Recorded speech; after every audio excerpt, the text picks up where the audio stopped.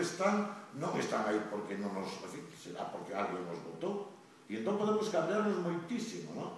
E, bueno, cabreándonos, sin actuar, que aparte de cabrearse, hai que facer actuar, bueno, deixando pasar, sin darnos, e sin querer darnos, ou sin darnos conta, acabamos favorecendo que sigan estando os mesmos, claro.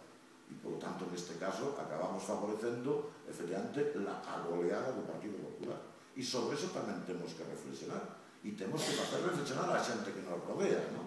Porque non basta con cabrearse. Hai que actuar na dirección correcta. E a terceira posibilidade que temos, efectivamente, partindo da rebelión frente a este estado de cousas, é actuar. E como estamos vivindo en democracia, e aínda non en outro estado de cousas, en democracia temos dúas posibilidades para actuar. Unha, desde logo, é mobilizarnos, naturalmente. Unha e outra vez a rúa, cantas veces faga falla. Naturalmente que sí. E hai outra que, naturalmente, é o voto.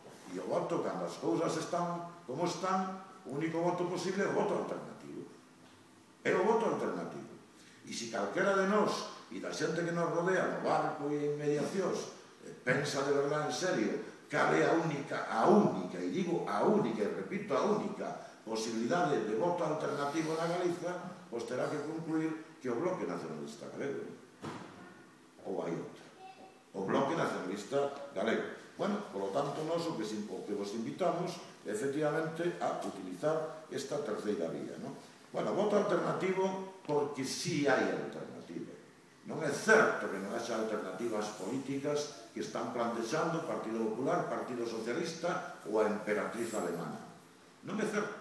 Hai políticas alternativas para buscar esa saída global á crise.